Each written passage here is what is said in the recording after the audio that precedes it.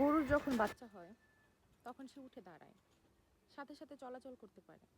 কিন্তু একটা মানুষের যখন বাচ্চা হয় তখন সে কান্না করা ছাড়া কিছুই করতে পারে না। তাকে খাবার খাওয়ানো থেকে গোসল করানো পর্যন্ত বলেন, তাকে হাঁটা শেখানো পর্যন্ত বলেন, একটা মা বাবার দায়িত্ব থাকে।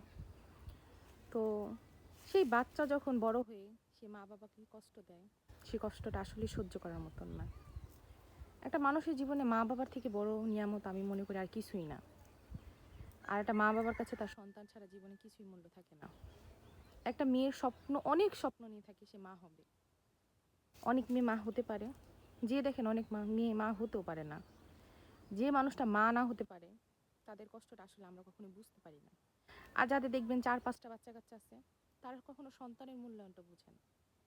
আমরা যারা মা বা যারা সন্তান কখনো বুঝতে পারি না মায়েদের কষ্টটা কি। আর যারা মা বাবা কখনো সন্তান বড় হয়ে গেলে সেই সন্তানের কষ্টটা আমরা বুঝি না। আসলে এই কষ্ট ভালোবাসার মধ্যে দিয়ে জীবনটা চলে। আমরা যখন বড় হয়ে যাই তখন আমাদের কষ্টগুলো মায়েদের কাছে শেয়ার করতে পারি, কিন্তু মায়ের কষ্টগুলো আমরা শুনি না।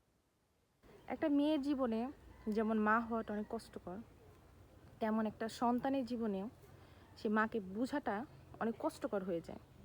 কারণ আমরা অনেক কিছু সন্তানকে বোঝানোর চেষ্টা করি, যখন ওই সন্তানটা না বুঝে তখন একটা মায়ের জীবন ব্যর্থ।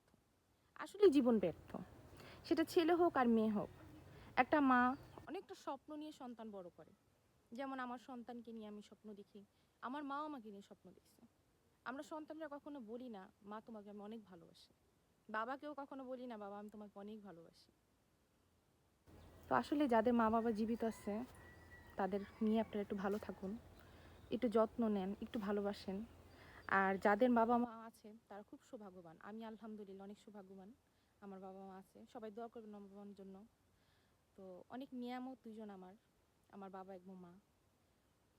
সবাই ভালো থাকবেন।